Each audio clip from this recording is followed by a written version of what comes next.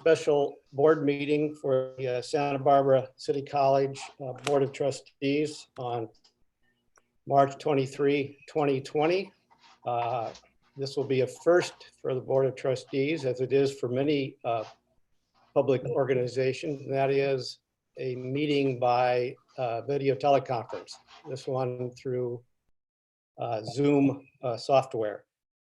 And I think we've all been trained and have been well explained, and I'm hoping that this may be the first video conference that goes off without a hitch.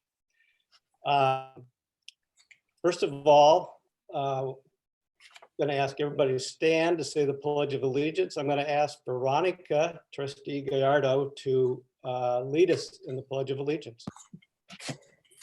Hey, there's a flag flying outside my house, but you can all put it in. Okay. Ready, begin. I pledge allegiance to the flag of the United States of America and to the republic for which it stands, one nation, under God, indivisible, with liberty and justice for all. Thank you very much. And from all the connections I see, all of the Board of Trustees, including our student trustee, are present for this meeting. So we will now proceed. Under public comment, we don't have any general public comments. We do have one comment for 4.2, which I will patch, get to that item. Otherwise, we will proceed with item 4.1 and ask Dr. Goswami to take over. Good afternoon, trustees. It has been an interesting couple of weeks, not knowing where we'll begin and not knowing where we're going to end. So things are beginning to, I guess, fall in place to a certain extent. So essentially, you know that we have essentially moved to online instruction. Questions come up that are we closed? And the answer is we are not closed. What we are doing is we are suspending in-person, on-campus services. So our services are online, our classes are online. So I want to give you some kind of a snapshot of how far we have come in the last week or 10 days. So as of now, we have 75.7% of our courses online.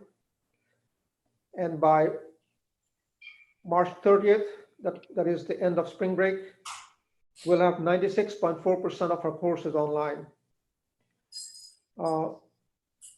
And then we also know that there are a few more courses that are not working hard to come online. So when all said and done, by first week of April, we'll essentially have about 2% of the courses that cannot be put online. That is roughly about 27 sections. And that is out of 1,420 sections of courses that we teach at SBCC. So I would like to give a shout out to all the people who made this happen in a short period of time. That is absolutely fabulous work on the part of our faculty, our staff, our administrators, our support personnel, our IT people. So I'm very proud of the way the institution has responded. In addition, we also have extensive non-credit operations, School of Extended Learning. So even they have moved significant portion of the courses online. As of now, they have moved 41% online. And at the end of spring break, they'll be at a position where only 11% of their courses that cannot be converted to online. And remember, many of the courses are hands-on courses, like jewelry making and things of that sort. So obviously you cannot put everything online. But again, even on the School of Extended Learning, who have not been really trained very well, no, never been trained for online operations, they're doing a tremendous job in terms of getting people up to speed in delivering online instruction. Associated with that, we had to move many of our operations online. So admissions, counseling, career center, cashier's office, EOPS, all of those things have already started providing services online. Of course, it brings in complications. For example, for health services and financial aid, they have to work through processes to be able to view and manipulate documents in a secure environment, especially when it comes to financial aid. For the health and wellness folks, they have to have HIPAA compliant procedures. We have basically been able to put all of those things in place so that we are up and running to the best we can. Library is providing a range of services online. They have online tutorials. The Tutoring Center, they have a tutorial handbook in terms of how to access tutorial services online. So tremendous amount of work that has happened in the last week, 10 days at SBCC. So once again, I want to thank all our faculty, staff, and administrators for stepping up. We have also are required to kind of track our expenses because at some point in time, we hope that some of our expenses will get reimbursed from either state or federal agencies. So we have started creating, Lindsay's office has started creating special codes for some of those expenditures. We are collecting all the expenditures and saving the receipts. And one of the things we are doing is that every Friday, I believe, we are submitting our action plan and weekly report to the city and the county of Santa Barbara, where we document the expenses that we have incurred that particular week. So that will continue for the foreseeable future, as long as we're in the emergency situation, and then we'll work out the protocol by which we get reimbursed and how much we get reimbursed for some of the expenses that we are incurring at this point in time. We are, as an organization, we have been actively involved and in close contact with many of the public service agencies, notably the Santa Barbara Office of Emergency Services, Department of Public Health, then UCSP, school districts, county superintendent of schools, and local healthcare providers. And we have offered our assistance as an institution wherever we can. So we anticipate down the line, we will get requests to provide some sort of a services. We don't know what it is. It could be, it could be a drive-in testing facility, or it could be a place for daycare for some of the healthcare workers. So we are just waiting to see what kind of requests we get from the county in terms of services that we can provide, and we stand ready to provide those services.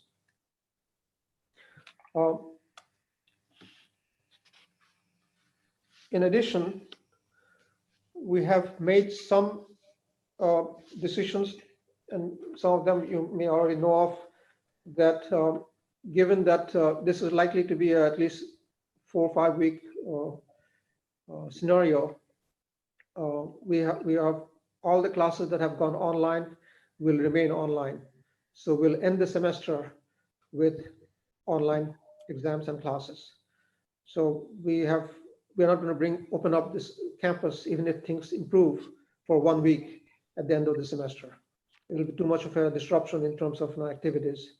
So we will end the semester in an online environment.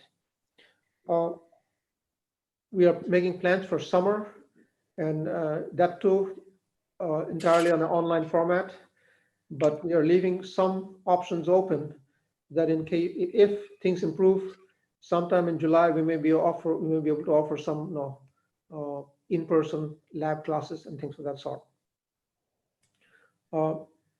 Commencement, we have not made a formal announcement yet, but you can kind of read the tea leaves that that we won't be having commencement in person.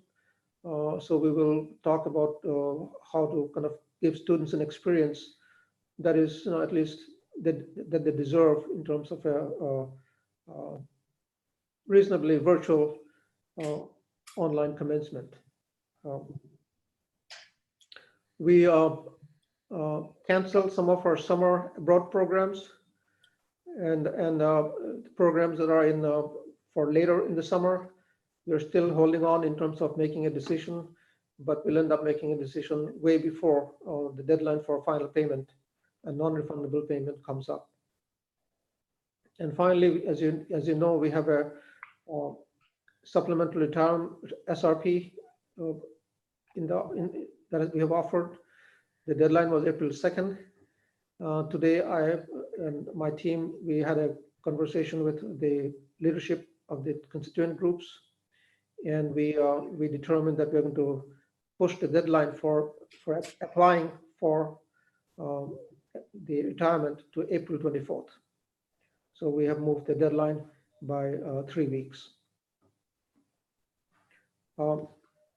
With that, I'm prepared to answer questions that you might have. I'm pretty sure there are things I might have left out in terms of where the campus is. Oh, I can add one more thing. We did conducted a drive to distribute Chromebooks. So we have distributed so far 380 Chromebooks to students. And what we have is 56 remaining. And by the time spring break opens, we open back from spring break, I'm pretty sure those Chromebooks will be gone also. So we have been in conversation with the foundation to see how we can acquire some additional Chromebooks. And also the biggest concern that we are facing or we are hearing from students is a lack of internet access for many. So we are again in conversations with the providers and with the foundation to see how we can acquire some hotspots and distribute those hotspots to deserving students. So it is possible that at some point in time, we may open up some parts of campus with maintaining adequate social distancing for students to come and just do their work because they have no other option to do their work anyplace else. But again, that remains to be seen. So, Dr. Goswami, let me just say before I open it up to questions, I just want to add my congratulations for what a remarkable achievement it is to have it gone to 75% of courses online at this point, with 96.4% by the end of the month. That's really a remarkable achievement. And similarly with the School for Extended Learning, that they will be at 80, if I heard right, 89% online by March 30. It's really impressive. I can't see everybody, Trustee Parker had her hands up. Yeah, okay. I was going to offer a different method, but we'll start with Trustee Parker. Because I can't see everybody at once, so I'm just going to go down the line, but we'll start with Trustee Parker. If you want to, President Miller, if you want to, up in the upper right corner where it says you're probably in speaker view, you can click on that to change to gallery view. Yeah. And I just wanted to say, of course, echo the comments, amazing work by faculty. And just, I listened to the video that the channel shared of students talking about the switch to online. I so appreciate everybody's flexibility with this. I've been really, really impressed with the community. My questions are briefly, really about ending the semester. One is, I know that some institutions are moving to pass-fail for many of their courses that are going online unexpectedly. And I was wondering whether or not there's been a any discussion about that for some of our courses, and also about the final exam process, since that could be a challenge too. So I'd just like to hear more about those. We have had discussions, and I'm pretty sure Dr. Alston is having discussions with the deans and admissions and sorry, registration records, staff regarding pass, fail, and credit. The decision ultimately will be driven by, in some courses, we might actually harm students by giving them a pass, fail rather than a credit. So we'll have to see on a course by course basis as to where we might, or discipline by discipline basis to where we might go pass, fail, and where we might be staying with credit. But that is something will be considered. In terms of how the final exam is going to happen, you're asking me a question about that's 5 weeks away. We are planning 2 weeks ahead. So that is in our ballpark to sort out, but we haven't sorted it out yet. But we will be certainly taking into account now and the constraint that the students face in terms of online test taking and everything else that goes with it. So that'll be what we'll probably sort out by middle of April. So Kate, do you have any follow-up on that, or let me then move to Trustee Croninger, who's up in my upper left corner. Hello, everyone. Not to be too repetitive, but it is such a wonderful thing to hear about how the college has adapted to this very difficult situation and all the work that everyone has done together to make it happen. Thank you to everybody.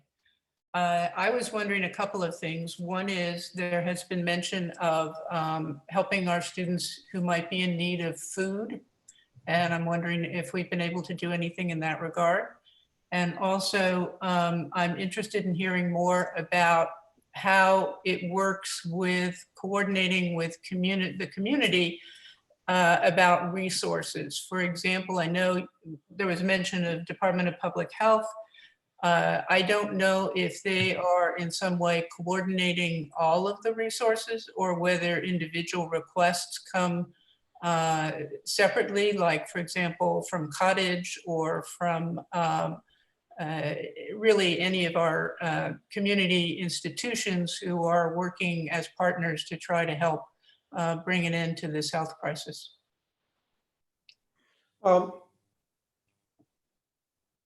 We are primarily, we have been primarily looking at the Department of Public Health as the focal point in terms of coordinating activities. We will consider requests from individual entities, but that puts us in a somewhat awkward position in the sense we're going to help out Cottage, but not somebody else, because they happen to come to us first. So our assumption is at this point is that the public health knows the constraints that the different providers face, and they will allocate resources to the whoever needs it the most. Having said that, now we will certainly entertain any kind of request that now comes in that are unique to particular institution. But if it's a matter of masks or ventilators or anything of that sort, we will look to the public health to allocate those resources rather than us allocating to a particular entity. Also the food element, and then also, like you mentioned, masks, and I believe the college did have some supplies of the N95 masks, and I'm wondering if we've offered those up. Yes, we are in conversations with the public health about the masks. And the food, actually, when the stay-at-home order came, that was the day we were going to have a food distribution. So we had to cancel it. And now that we have additional guidelines in terms of how and when we can do things, we are likely to open up at least for a day, for a limited number of hours, some sort of a food distribution for our students. Again, that is something has to be planned, because we found out that unloading the truck and everything else is 8 or 10 people, and distributing the food is also 15 or 20 people. So, sorting, keeping 20, 30 people who are providing the service in safe space, and then have 70 or 100 or 200 students showing up and trying to get services. So once we work it out, I think we will provide something for our students. That's definitely in the planning phase. We were going to implement it last week, and that was the day when the order for stay at home came. So we had to cancel it. Very good. Not hearing any follow-up or more, I'll ask Trustee Gallardo if she has any comments or questions. Thank you, Trustee Miller.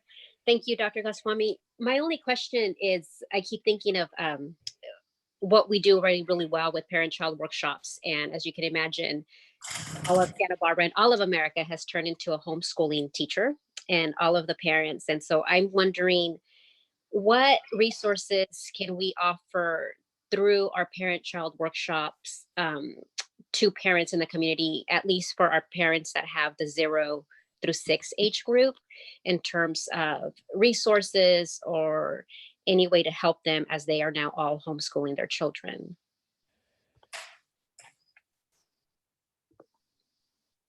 Trustee Marino, did you have a comment on that? I saw your hand raised. Vice President Marino. I can answer Sure.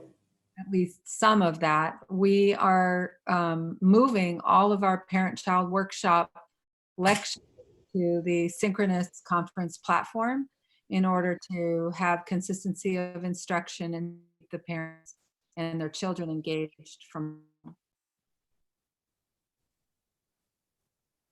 So I will answer more in kind of general terms. Since we're open campus, I'm very sensitive to opening up the campus for people to come and do something, and they're all over the campus.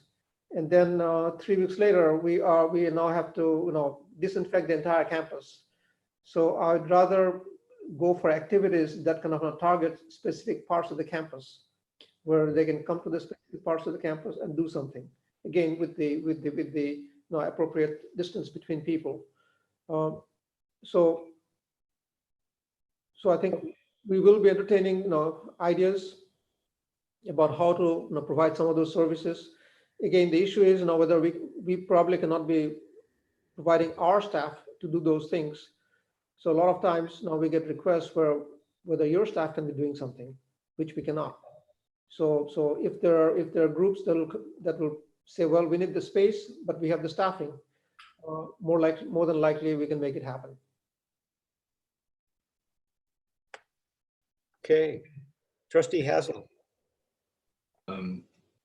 I'm going to focus more on message delivery and educational delivery rather than the other various and very important aspects. It's just that I don't know anything about them, and I assume that other people are going to take care of them. My concern is that with some degree of certainty, the delivery of instructional information, ideas and concepts is going to be different. And one can argue that it's not going to be qualitatively the same.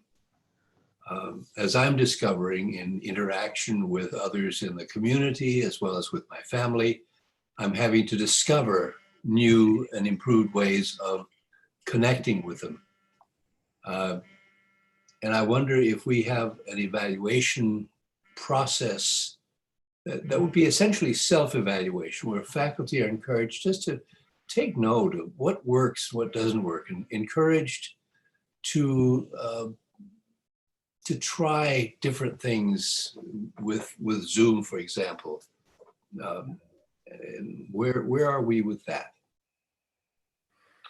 I'm pretty sure Pamela is taking copious notes on that, because we need to debrief as to what happened and what we learned from this huge experiment that we have done. So yes, trying to get a sense of what worked, what didn't work, what were some of the best practices. That is definitely on the cards, and that's what we'll be doing.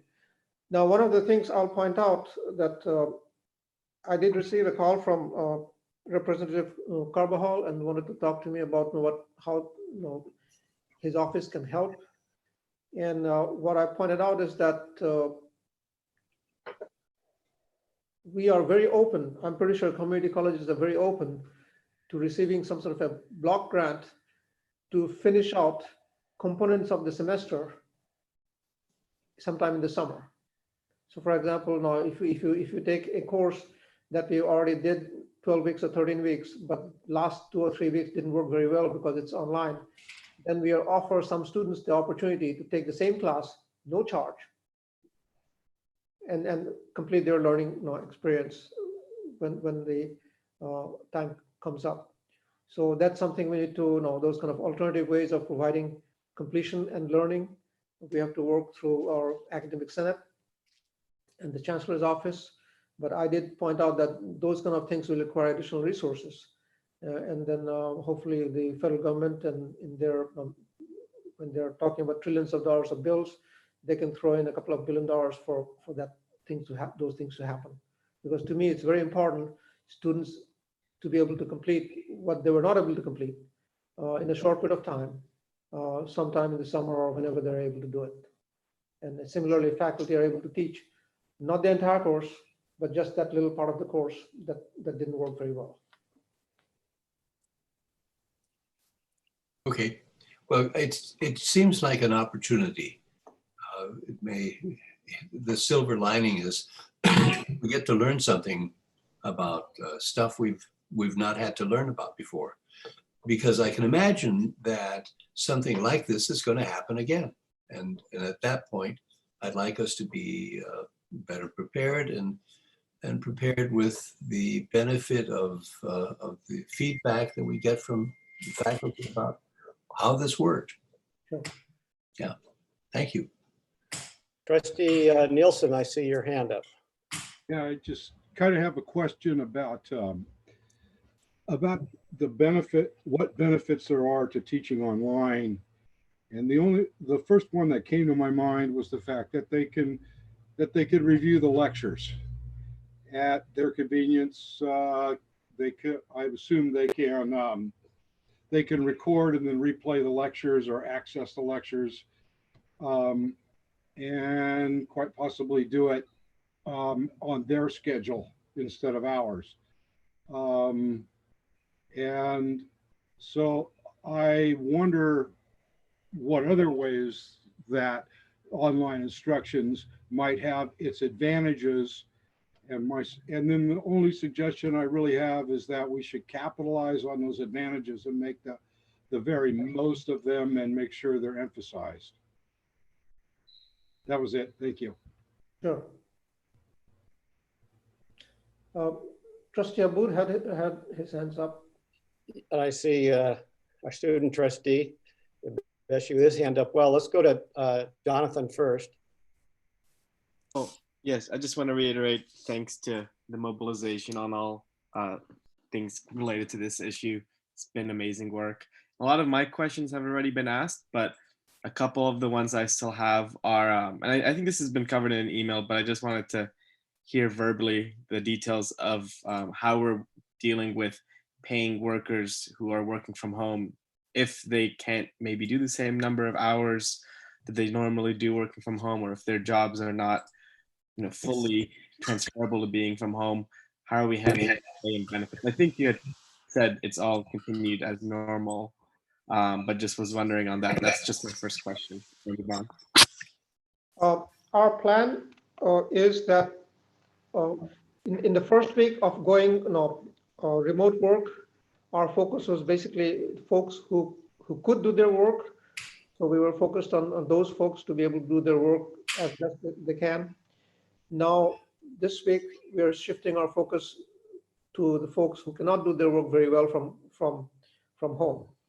And we are going to take this as an opportunity to roll out a range of professional development for our employees. so that if they cannot do the work, they can at least do some professional development, so that 2 weeks from now, they come back as better employees. So a range of professional development options have been developed. Michael, do you want to speak a little bit more about that? Sure. We put up a shared document this afternoon that listed a whole bunch of both classes and courses from our LinkedIn, as well as from the Vision Resource Center and the library on campus. We've also included some alternative activities like documenting desk procedures, which is woefully inadequate across the district. And this is a really good opportune time to get that done, as well as business process analysis, which is what Dr. Goswami was trying to get everyone to do.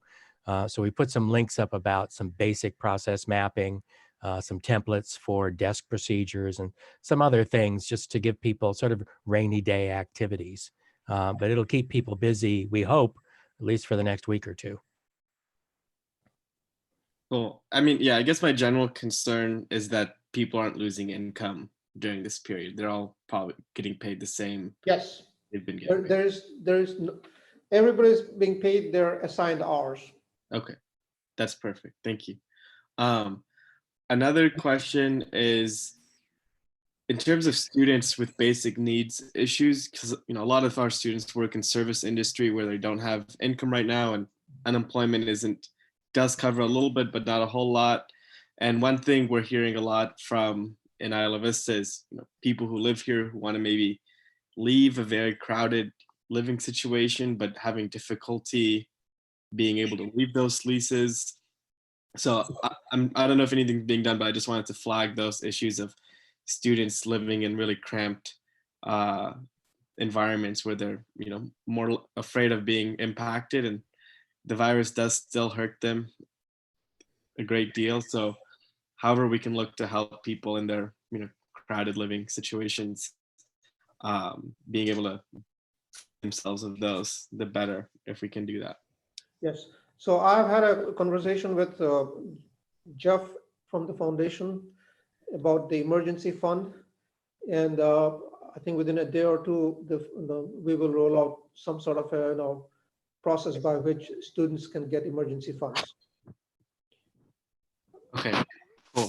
Cannot guarantee that it's going to solve all the problems and all the needs, but at least we can make an effort to meet some of the highest needs. Yeah, no, that makes sense. That the students have. Yeah, and then lastly, what kind of messaging have we been doing to students to strongly suggest the social distancing aspects? Because again, like being here in Isla Vista, UCSB has tried themselves, but it's really not hitting home with a lot of people in terms of what they need to be doing right now. But can you describe what we've been doing to tell our students how to be safe even when they're not on campus? I think Luz can answer that. No, we have posted all the things that we should be doing everywhere. So Luz, want to speak up on this? Yes, thank you, Dr. Goswami and Board of Trustees. You're right, Trustee Abood. It's been quite challenging, not just for us, but I think most educational institutions. We recently had a phone call with the public information officers for the community colleges. We've been meeting regularly and we discussed that topic in particular. So the Chancellor's Office is going to help with some coordinated messaging system-wide. And my team is also working on some social media campaigns to really try to get that message out. We're enlisting some of our student workers to kind of help be the messengers on that, so that there's really peer communication happening with students to, share with them why it's really important for them to be part of this effort. Cool, thank you. Okay, Trustee Abeshi. Oh, thank you. I think Jonathan asked that question already, but I was very concerned with students who may not be able to work in April. I was going to ask if they're going to get paid their hours. Yes, Okay. they will get paid whatever hours they were scheduled for. Okay, thank you. Okay, any thought from anybody? Okay, hearing none. Dr. Goswami, is there anything else you want to add on the subject before we go on to item 4.2? No, we can move on to 4.2. Okay, so we do have one comment from Cornelia Alzheimer, and I'm going to call her up now. She's going to, then I'm going to put my phone on speaker, and I've been told this should allow everyone to hear her comments.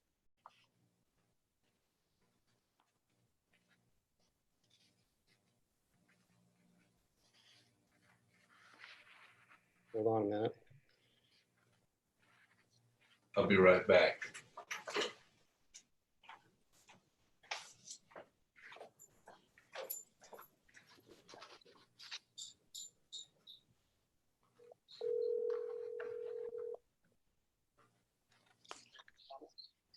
Yes, hello? Cornelia, Robert Miller here. Okay. You have everybody's attention, and I'm told they will be able to hear you. I can hear you fine.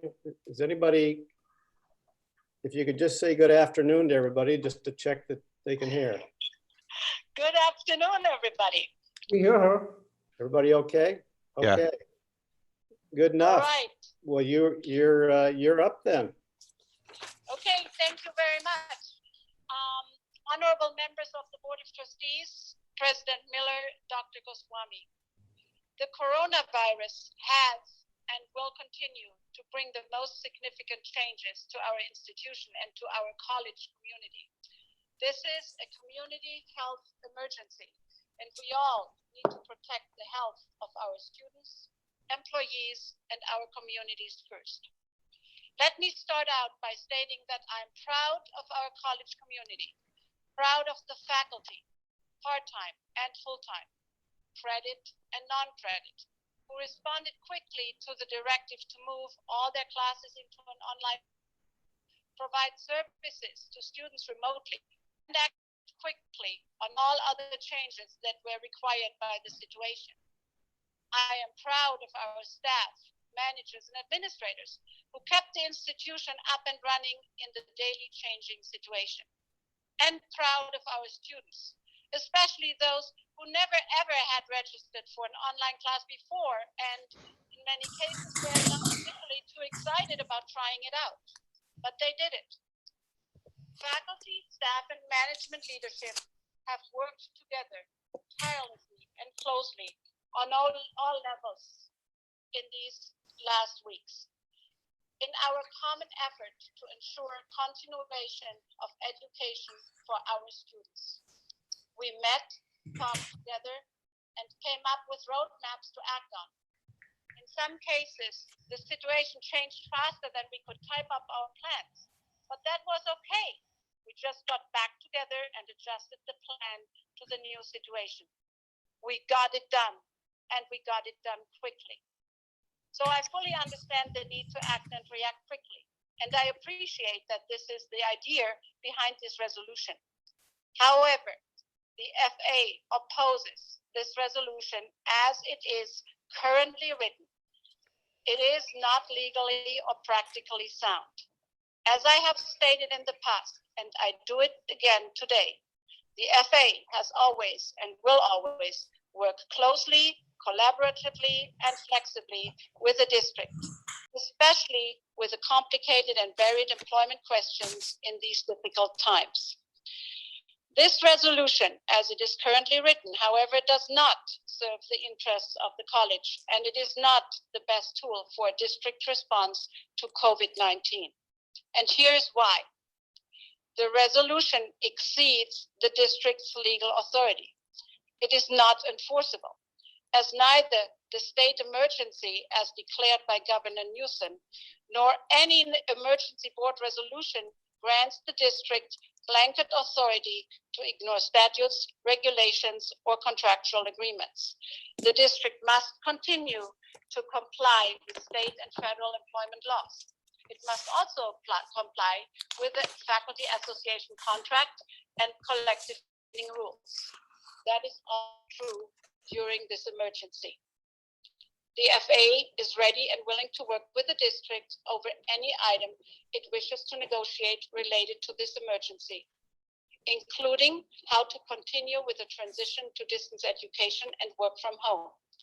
This is a mandatory subject of bargaining, and we are available to figure out a solution with the district. No resolution whatsoever may give blanket authority to amend our board policies and administrative procedures, as many policies govern working conditions and as such are mandatory subjects for negotiation. Such policies are also protected by the Faculty Association Collective Bargaining Agreement, as it specifically states that, and I'm quoting from the contract, the district shall not add to, delete from, modify, repeal, adopt, change, or amend any policies and procedures as set forth under Article 13.3 without written consent of the association. Based on the recommendation of our legal counsel, the FA could only be in support of this resolution if the following paragraph is added. So, and I can send this also to you in writing. Be it further resolved that such authorization shall not abrogate the terms and conditions of any collectively bargained agreement, nor shall such actions violate state collective bargaining statutes. The district is committed to working closely with all collective bargaining agents and the Academic Senate as it deals with the complicated and varied employment and 10+1 questions that will arise in the coming weeks. Specifically, how the transition to a distance education, respectively work from home environment, will impact its students, faculty, and staff. Adding this paragraph is the right thing to do. In addition, we request that the board adds a clear expiration date in the last paragraph of the resolution. If needed, we can always come back and extend it. In closure, I want to thank you for your efforts for our college. The Faculty Association hereby assures you our full support for our institution and our college community in this time of crisis. Thank you very much. Thank you for your comments. So we will now move into item 4.2, the resolution that Dr. Goswami has presented to us for consideration, and I would ask Dr. Goswami to present his resolution and perhaps during his presentation to address the comments we just heard from Faculty Association President. Yeah, so this was a resolution that was developed by to address some of the pressing concerns that might come up in making decisions. So first was that we might have to buy and contract for things in a very short period of time, where we will not have opportunities to bid and things like that. So therefore, there is a provision for that. And the other part is that even though there is a board policy that says it has delegated authority to the president superintendent, in some cases it is not very clear, that the authority is there, and that's why this was submitted as in many districts to get clarity from the board in terms of the authority to act. It was never the intent that this is going to be used to do anything or do a sidestep past the collective bargaining agreements and things of that sort. So the language that Cornelia has suggested is perfectly acceptable to be added to it. But I'll also add the CSEA to that part, because the intent was not to go around anybody's collective bargaining agreement, in dealing with the crisis situation. And how about the comment about the expiration date? I think the policy already says that, it states that repeal by formal board action. So at any point in time, the board can take action, which would be April 9th or May 2nd or whatever it is, to be repealed. So sunset is already built in. Okay. But you might look at it differently. That's fine. Do I hear a motion to approve the resolution? Trustee Haslam? The resolution with the suggested amendment by the Faculty Association. Do I hear a second? Trustee Parker? I'll second it, although I would really appreciate it. I don't know if we can get the text of that into the chat, or if somebody, I don't know if you have it, President Miller, so you could share your screen so that we could see it. I don't know if she emailed it to you. I don't have it. And of course, we have a recording of this meeting. Yes, that's true. So we can just go back and listen. I did not hear her specify Faculty Association. I thought it was any collective bargaining agreements. And so I want to be clear to follow up with what Dr. Goswami said, that we're making it for any contracts with any of our bargaining units and not just the FA. And then the other thing I would say is, yes, I think it does make clear that this is for the duration of the state of emergency only. And I don't think we need to add any specific provisions about a sunset. Okay, the motion's been made and seconded by Trustee Parker. First of all, Trustee Haslam, is your sense of the motion that it includes more than just the Faculty Association, as Trustee Parker just referenced? Well, I think President Goswami made that very clear. So yes, I think what we're searching for here is a means by which we allow the president of the college to cope with emergency situations, and with a clear understanding that this thing does expire, and that we can't all be immediately there when the emergency happens. I mean, emergencies by definition are not predictable. So, I think that's the purpose of this resolution. Any discussion? Trustee Croninger. As Dr. Goswami and you, Robert, know, I took a look at the resolutions that other colleges are doing, and in particular was impressed with the resolutions that were more recent, I think. This one, as near as I could tell, was a time period when people were not yet going online and were worrying a lot about moving people around. And the recent ones that I thought were particularly strong were Foothill de Anza and College of the Canyons.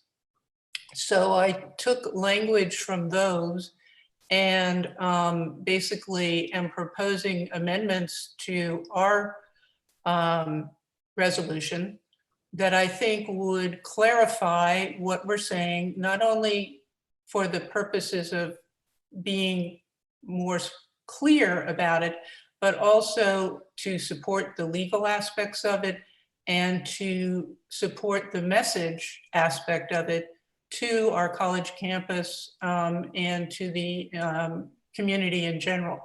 And so what I'd like to do is share that document and talk particularly about, I know certain areas that Dr. Goswami was not at all concerned about, and other areas I think he might have comments and questions about. And so I was suggesting that we focus on the areas of interest. And how do you propose that we proceed? Well, there's a share option here, which I gather I can use to present this thing to you, and you can all actually see it. Okay. So let me try that. That's not it. Are you doing this through the chat function? Share. Well, now I'm getting a different screen than I got when we went through it in our training.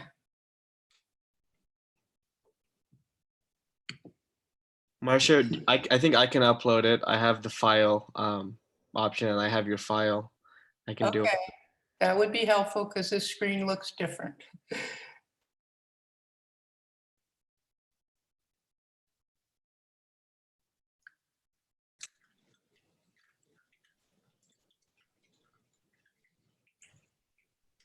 Second, almost done. My computer goes slower when I'm video chatting.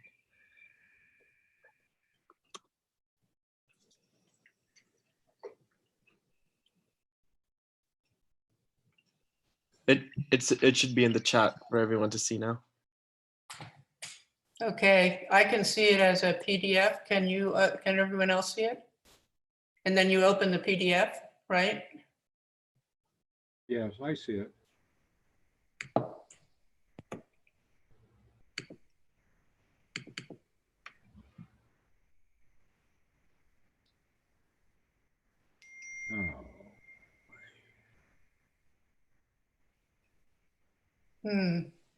Jonathan, Yeah, which file is it? yes, the stream cannot see it. if you guys click chat, Did. it says from me to everyone. Yeah, I can see it. Sure, but everybody in the chat, what he's pointing out is that the live stream cannot see it. Oh, right. I can try to share the screen really quickly. Hold on a second. Yeah, I could do the same. So everybody can open the document, but it can't be seen on the screen. Well, that's not it. Almost. We're on Kate's screen now. It, at this point, can you see my screen Yeah, at full size? yeah. All right. And I'll shrink you guys down. Nice. So, oops, now Blizzard wants to do a maintenance alert. Sorry about that. Nice timing. And everything is trying to do it now. Here it is. No, that's not the right one.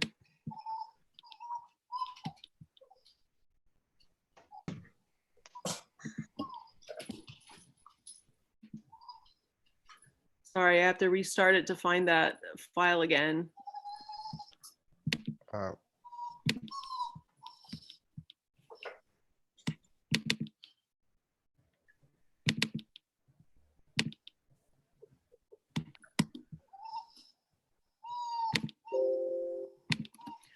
All right, can you guys see it now? No. No, we can see your screen now. We can still, yeah. I have a really nice picture of the ocean on bluffs. I can see And the that's all picture. you're seeing? Shoot. Okay, well, I give up if somebody else wants to try. Wait, let me try sharing my screen. I think I can. I was just doing this yesterday. Here we go. Aha, I see it. Yep. Can the screen stream see it? Yes. Yes. Okay, so let me just tell you what is different. The title is broadened to granting emergency authority to the, declaring an emergency and granting emergency authority to the superintendent president to repair and respond effectively. The third whereas, which I see is not bolded, is comes from the other colleges and also speaks specifically to what the governor's order said, which was to comply with the state public health directives, and then the directives were as part of the order. And it said specifically the social distancing and the prioritizing resources. So that comes out of the governor's order. Dr. Goswami, did you have any comments on that?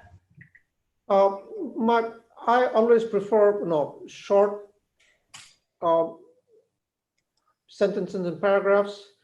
And, I'm not going to fall on my sword over it, but no, the last part, and also prioritizing resources for healthcare delivery providers, it doesn't apply to us. So no, all the other whereas has also been a breached version of the entire things that have been announced. So I don't see as to why it needs to be, that long. I'm not sure about it not applying to us. It appeared to from the reading the order, but it seems to be what it says. To me, it would be include the idea of our mask supplies, things like that. Can we move this down? Yeah. Marcia, whatever you did to that third paragraph or that whereas was sort of blackened rather than enabling me to read it. I didn't do that. Oh, well.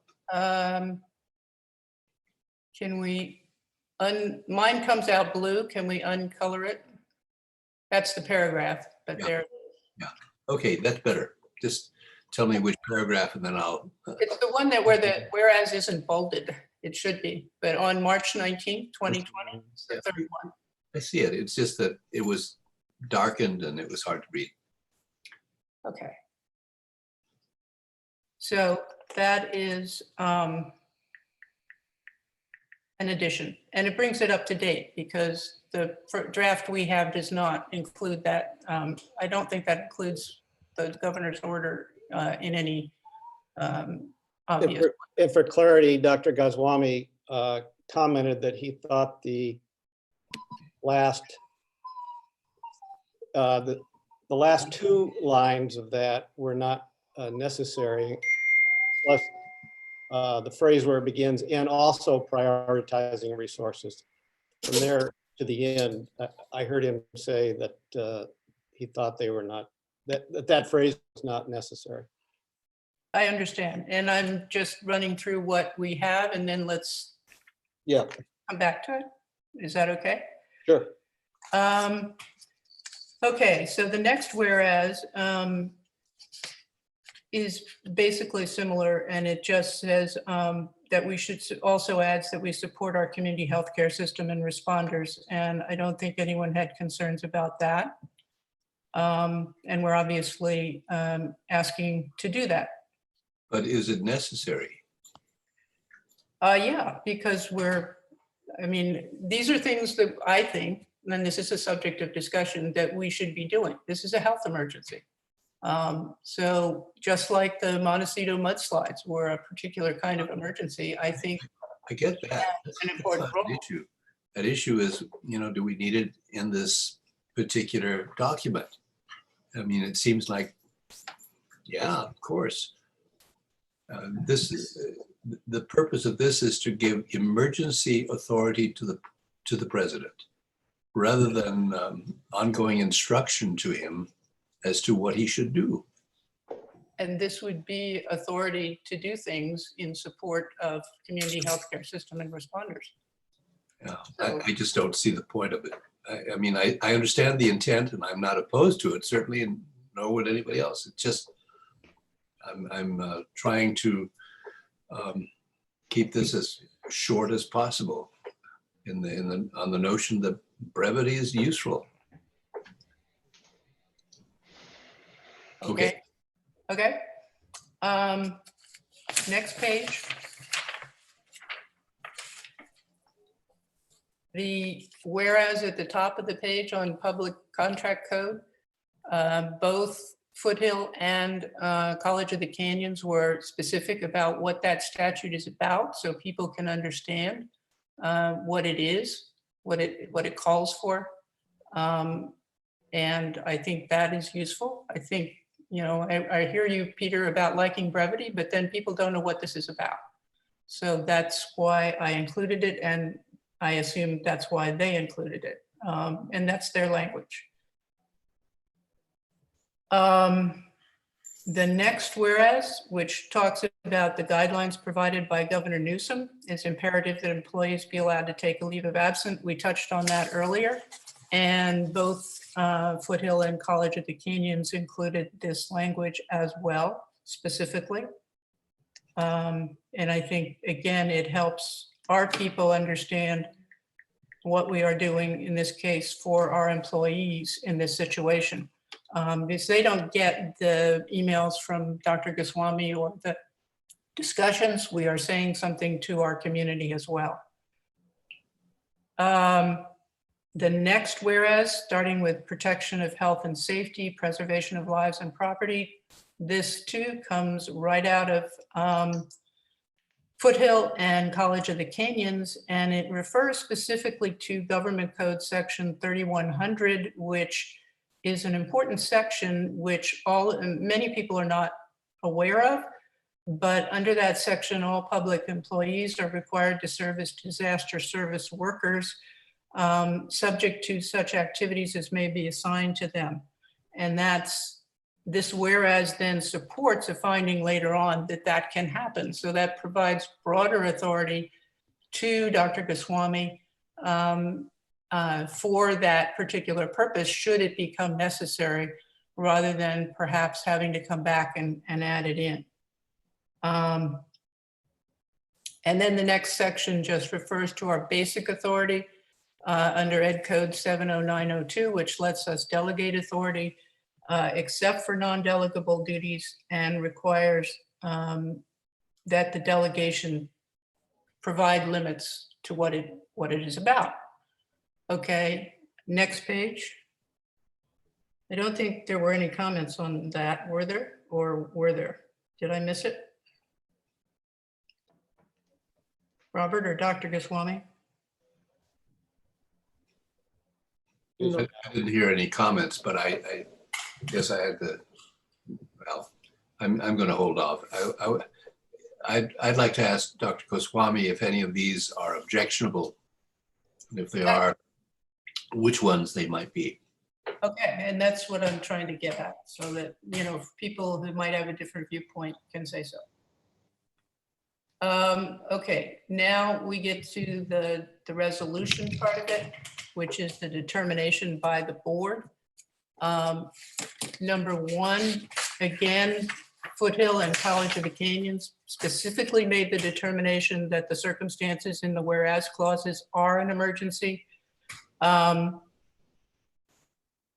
I added, and this is for discussion, declaring the highest priority at this time are actions to protect the health and safety of students, employees, members of the community, state, country, consistent with state and federal requirements. And the reasoning I have for doing that is that this is a health emergency.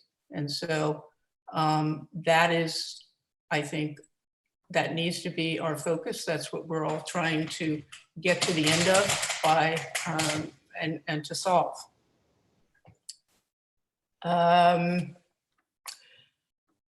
Number two here.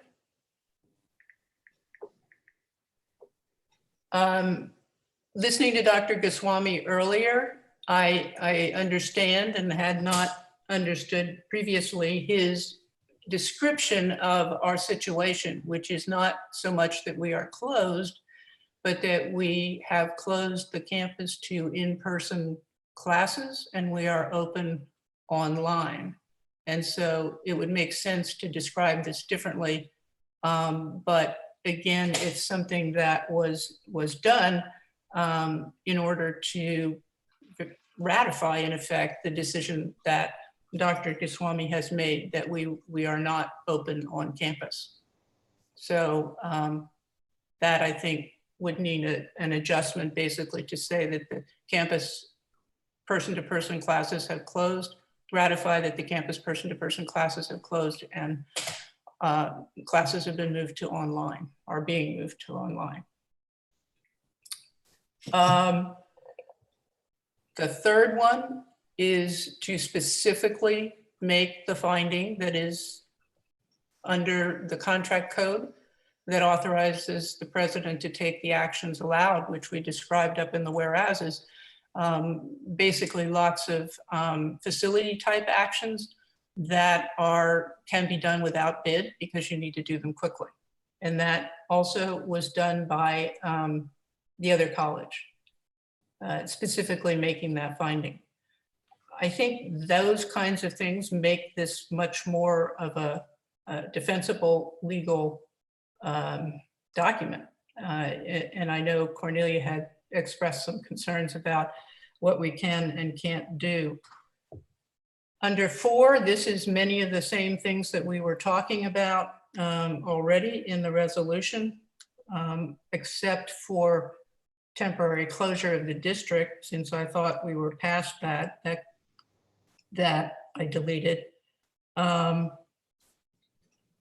And it also includes a priority thing here, which is again, subject to discussion, that protecting public health and safety comes first. And then to the extent feasible, we are doing everything we can to continue our education mission. And that to me is central to a health emergency.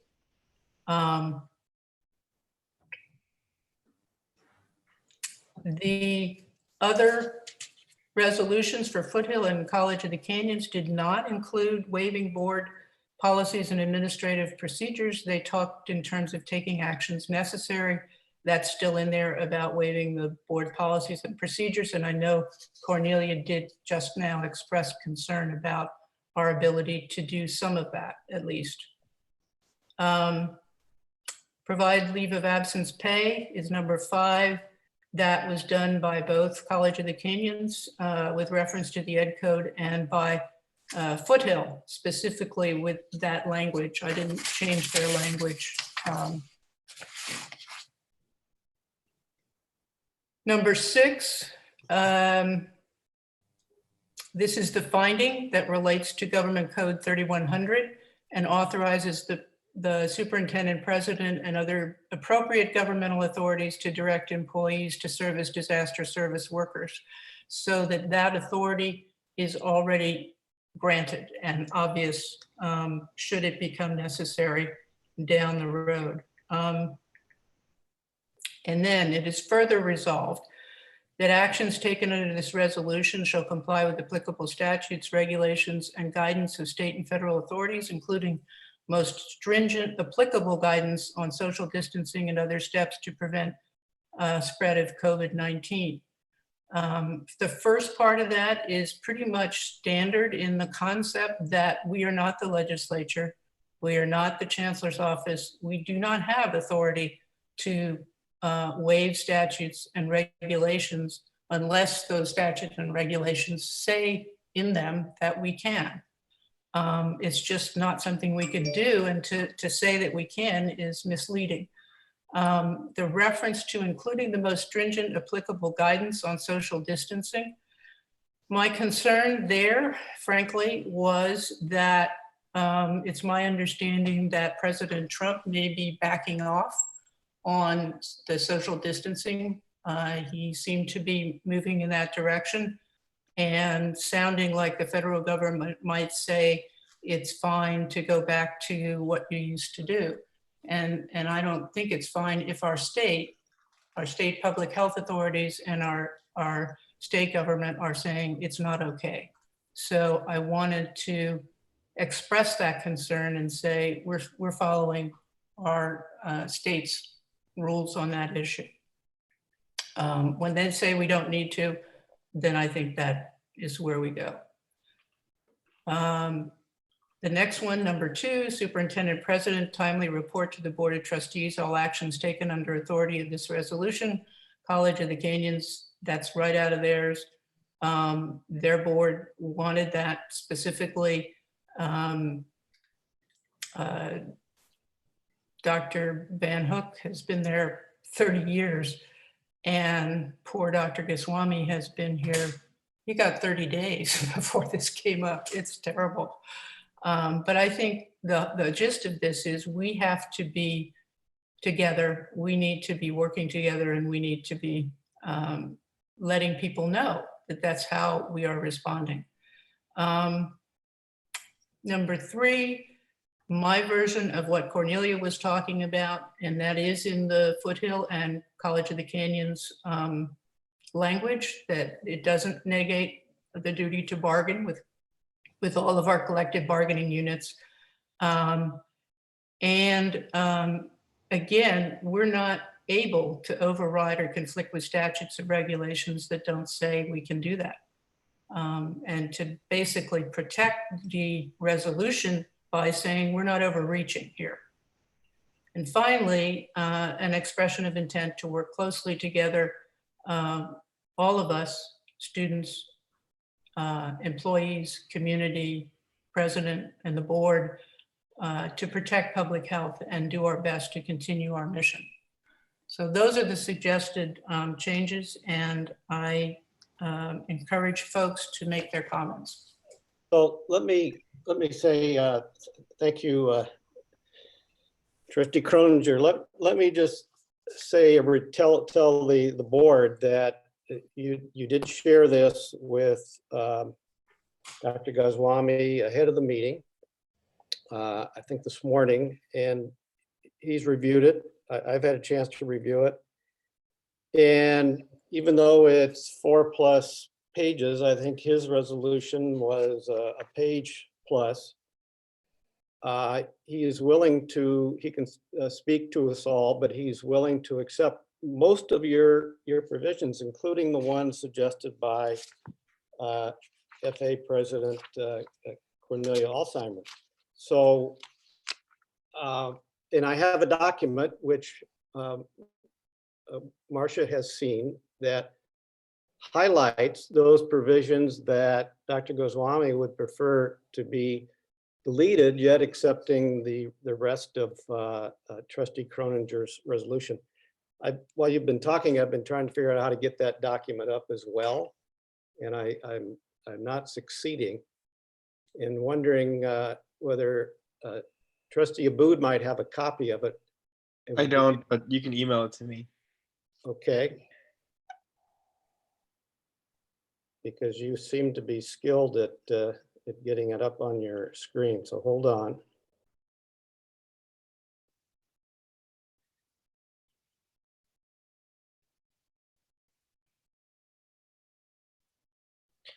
Can you guys see my screen when I switch to my email?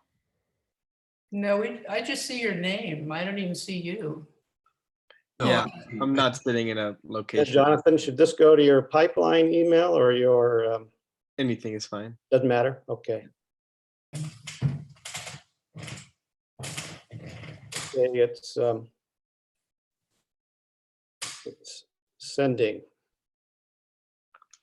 but it's taking a bit of time, it looks like. What are the points that were deleted? Maybe we can start talking about them. Okay, well, the first is on, if you go to page 1, it's the third whereas, and the last phrase in that whereas, it begins toward the bottom, and also prioritizing resources. Can we just pause for a second and note the Clyde's note about stopping, for Jonathan to stop the screen share, pull up his email, and then start it again? There it is. We got it. Awesome. Okay. Great work.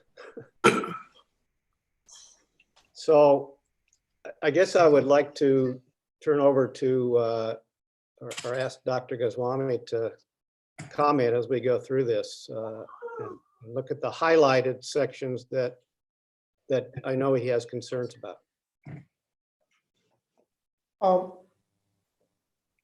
This is not a deal breaker, but again, the second whereas, it is an abridged version of what the governor did in terms of declaring the state of emergency. So And that's why I'm suggesting that this particular section, yes, it was part of the governor's order, but it is not pertinent to us. So that's why I'm suggesting that no, we can add things to every whereas if you want to be complete in terms of what it is. But we are just putting out the most relevant part that is applicable to our district. And healthcare delivery and prioritizing healthcare delivery to those who are sickest is not a germane matter for SBCC. So we go to the next page. I can understand why this was included, but my point is we have government code section 3100 already included in our APs and BPs when an emergency is declared.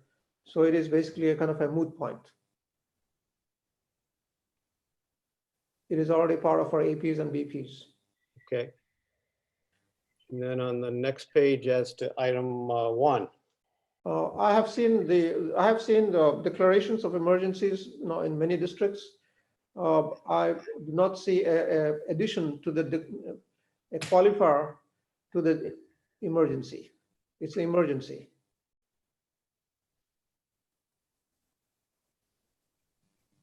So so I'm concerned about highest priority and all of those things, because we have a fiscal emergency also because of this.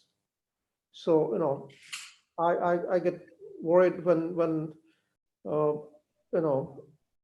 when priorities are made in terms of what is the highest priority.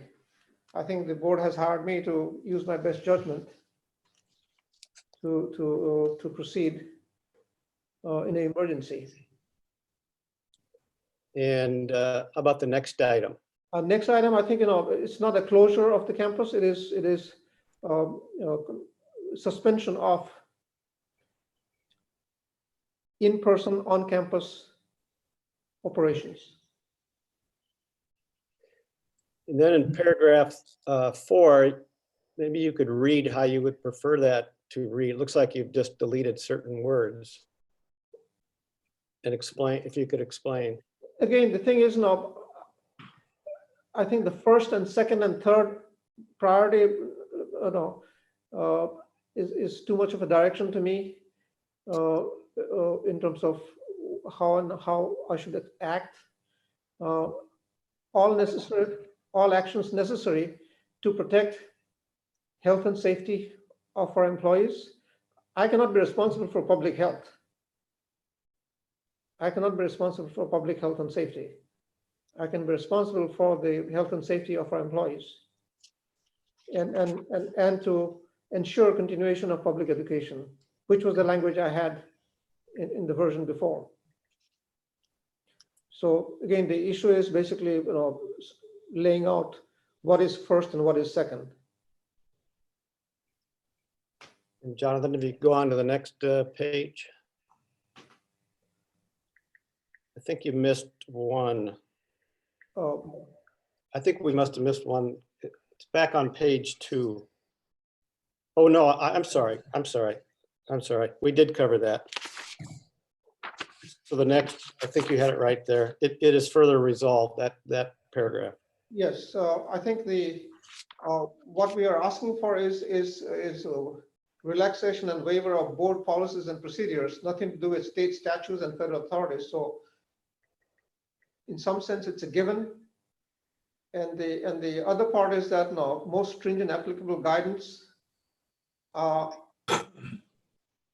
wouldn't have read what Trustee Croninger explained as to what it means. And I don't want to get caught in between either following federal policies or state policies. I have to make the best decisions that I think is the legal decision. So I don't want to get in the middle of whether or not we need to be following the state policy or the federal policy. So but other than those sections that were highlighted. Is the solution, alternative resolution drafted by Trustee Croninger acceptable to you? Yes. Because it does improve, what we did. So I appreciate that. But again, I think, the points I'm making is that is we are saying more than what is we are doing by declaring an emergency and giving authority to the president to act by putting conditions on first, second, third, and so on and so forth. Okay, does anybody have the, I mean, absolutely, I'm interested in the public, health of our employees. For the sake of discussion, I would agree to amend the motion to include all of the portions of these amendments, with the exception of those that are objected to by the superintendent president. And I'm happy to second those changes. So we have changes both from Trustee Croninger and from the president of the Faculty Association, and that these are not objected to by the superintendent president. and just for clarity of the record, I'm not sure I heard an actual motion for. You did earlier. I moved to approve the original resolution, and I'm now suggesting that I'm happy to amend that resolution to include those sections that have been introduced. Okay, got it. Understand. So we have the original motion has been amended by the mover of the motion, Trustee Haslam, to adopt Trustee Croninger's proposed resolution with the highlighted deletions. And that's been seconded by Trustee Parker. Is there discussion, questions, comments? Robert, I raised my hand, but I don't know if. I can't, I've lost everybody's, I can just barely see it. So go ahead, Monica. Okay, thank you. Marcia, thank you for bringing all of this, and I appreciate it. My initial thought, I was kind of following along with Peter, was that it's an emergency right now. I think a lot of what you're describing, Marcia, is a very big macro look at the whole world and then into the US, or even just into North America and then the US and in California. I think the resolution as it's presented is simple and it captures what I think anyone can digest. It's an emergency, it's delegating certain authority for the president to do X, Y, Z. The final now therefore be it resolved, to me, it does sort of synthesize a lot of what you described. And then with regard to public employees being able to, or being required to serve in some capacity, at least being a public school teacher, I think that's one of the very first things we were told in our HR orientations. I think that that section of the law is very common amongst public employees. And if it wasn't, then someone would let them know or let us know. I know that there's already a motion and a second to take all of the amendments. I see this as a time of let's trust our president. Let's work together to just be simple. I think that there is great humility and genuineness to accept and get revisions and all of that. But I'm okay with the way it's written. And then obviously adding what Cornelia suggested about it not, conflicting with anything that's already been codified in contract. But I think I was happy with just leaving it. I think it's fine. It's simple. It's an emergency, and that's what we're saying. If we have to have another special board meeting because something comes up, I think Trustee Miller would work with Dr. Goswami to do that. And I'm very sensitive to the fact that everybody's working 2 weeks out and you can't predict the future. And just a week ago when we were meeting as a board, we didn't know we would be here today. And so things are moving, and I trust that we can work together, not to make a resolution a 3, 4, 5-page document to put in there everything we've ever wanted to see for this huge world problem. I think that if we do our small part to take care of Santa Barbara City College, then we are a part of the next agency or municipality that's also going to do the same thing. And then together we'll achieve some of these larger things. But I think for the scope that we're dealing with for Santa Barbara City College, I just think that captured it. So that's it. I just want to say that I thank you guys for working on this, and I want to keep it simple, and someone reading this can understand what it's saying. Thank you, Trustee Gallardo. I also thought that the original motion was good, and although I think the addition by President Alsper is also a good suggestion, but under the circumstances, I think Marcia has added some valuable language, and Dr. Goswami has indicated his agreement with much of it, and that's the motion in front of us. Is there any other comment? Yeah, this is Jonathan. I did want, I know it doesn't look like there's a majority to pass the parts that were excluded, but I think it did, it was good to have it be the first priority to be the public health, and us doing our part to the community to serve that. I think we can still do that even with those not being in there, but I think it was important to give that direction generally to our superintendent of what we would want handled. I think the public health is more important than anything else right now, and that's why it made sense to have it be the first priority, but I think it's a good resolution still to pass. I'll still vote yes on it. I think, if I may, Trustee Miller. Yes. I mean, what was brought out is in terms of a board position on where SBCC is and where SBCC is going to lead the community or support the community. I think there is a place out there in the April board meeting for the board to come up with an additional resolution on Santa Barbara City College's values or approach to this emergency.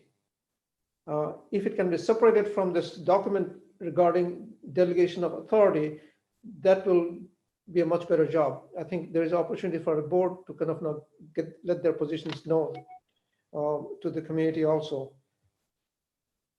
So I mean, I'm happy to work with whoever it is who wants to develop some sort of a board position on moving forward. And I have brought to you before also that at some point in time, we need to develop some sort of a board goals for the institution. And these are some of the big things that we can talk about at that document. Thank you. I think that's a good suggestion. And of course, between now and April 9, yes, there can be tremendous changes in the challenges we're facing and the circumstances. Yes. I think that will be a good opportunity to do as you suggest. But there is a place for the board to make a statement. And no, I just felt that it should not be made as part of this delegation of authority. Trustee Haslund, I saw your hand raised. I think Marcia was first. Okay. Defer to Trustee Croninger. Okay, I just wanted to add to a point that you sort of made, Robert, which is that things are moving quickly. And one of the reasons why I felt it was important to be comprehensive now is it's certainly possible that down the road, not very far, we might not even have a quorum of the board. So I think that the assumption that business as usual is possible may not be a good assumption at this point. So just so you understand, that was in my thinking. Thank you. Trustee Haslam. But I agree with Veronica that, I mean, my preference was for the original document, but I also heard Dr. Goswami saying that there was real value added to the language that Marcia provided. And so long as there's nothing in it that would, in his view, hamper him from acting on the authority that we're giving him, I'm all for it. I'm also assuming that in situations where, I mean, the whole document is designed because we are in an emergency, and to allow him to make a decision now, immediately, because in his judgment, that decision needs to be made now. In situations where there is no cost to a delay, and where in his judgment, the collective behavior of the board would make sense, then I would expect him to call us together to get, I mean, these electronics means of communication make it very easy for us to come together. And I'm trusting that Marcia's prediction that we're all going to fall prey to this disease may not come true, which is a good point in which to say, okay, all of us stop this talking and go wash our hands, you know, and keep our social distance. But I think at times, Dr. Goswami, correct me if I'm wrong, I'm assuming that if time permits and a decision has to be made, but it isn't an immediate decision, you would come back to us and say, what do you think? Yes, if something can wait till April 9th, I'll wait till April 9th. Yeah. Okay. I guess you don't see me wave my hand, but. Oh, okay. Craig. Greg. Thank you. I'm inclined to vote for it with the deletion of the Marcia's version, with the deletion of the highlighted sections. What I would much prefer to do is to vote for the original motion, and only substituting a date of expiration as actual sunset date. However, I believe it's covered, and I don't know, there's a lot of detail in this, a lot of paragraphs, and I would like Dr. Goswami to have the authority to proceed. He's on track doing a pretty good job of this. I'm impressed at what's been accomplished so far. I would prefer to vote for the original motion as it stood, as it states, or I would also vote for this motion with the highlighted sections deleted. But I would prefer the first one. Whatever the majority wants to do, whichever way they want to go, you know, please go ahead and proceed. Thank you for letting me put my opinion in there. And Robert, this is Kate. May I speak now? Yes. Jonathan, first of all, could you unshare the screen so we can see each other better? Thank you. And I would just say that, of course, this is an emergency. You're going to get my yes vote on either document. I really appreciate what Marcia's added. And since Dr. Goswami has made changes to it that are exactly what he wants, I'm completely fine with approving the amended version of it with Dr. Goswami's changes. Any other comments? If not, the motion before us is the substitute motion or substitute resolution that Trustee Croninger proposed with the highlighted sections deleted. And the section offered by Cornelia, To which Dr. Goswami had no objection. Doesn't that become redundant? I thought that. That is in trustee Croninger's resolution and is accepted. What I wrote was less extensive than what Cornelia wrote, and it's fine with me, her version of it. It just breaks into 2 sentences, Okay, so that would be, or maybe more than 2 sentences. to make it clear then, we would accept Cornelia's language as substitution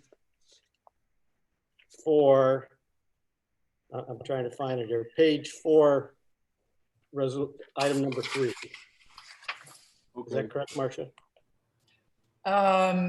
Yes, though I have there is a second, what I would envision is that sentence that says or conflict with statutes or regulations that do not by their terms provide for such action by the board. That's our overstepping authority problem. You know, you can't do that So is that length? at our level. So we're talking about 2 different things then. You just suggested additional language. Is that your intention to add that language to satisfy what Cornelia suggested? No. Put in Cornelia's in nothing in the resolution is intended to negate whatever. Substitute Cornelia's there. And I would say nothing in the resolution is intended to conflict with statutes or regulations. That's all. I mean, that's standard. Okay. Yes, We can only do what we can do. yes, that's right. Okay, so does anybody have any questions after hearing our Well, colloquy on A the quick motion? quick note. I'm long of the view that writing a resolution by committee and on stage is a lousy idea. Would anyone object seriously to having some wordsmithing after the fact, so as not to change the intent, but we may want to clarify one thing or another? Would that be? And how do you suggest we do that? I don't know. Maybe by the time it gets to Angie's desk, and she and Dr. Goswami can massage it so that it reads like one person wrote it.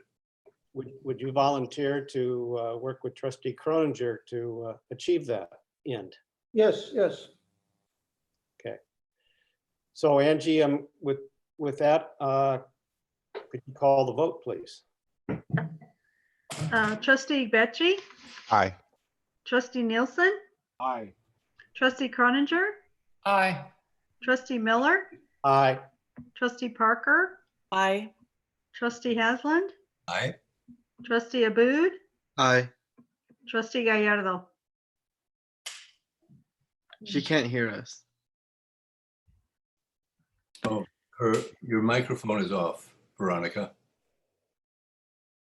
Your red finger is on the lens too.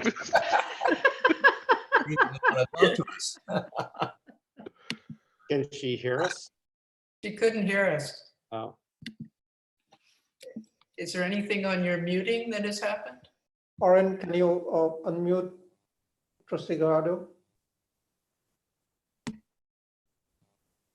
Oh, there you are. It's no longer red. It appears as though her Zoom is having an issue with her microphone and speaker at the moment. So she can vote by showing thumbs up. Can you hear us, Veronica? I think not. I think not either. okay. Melissa just tried a chat to ask. Could somebody call her? Probably won't answer. I can call her.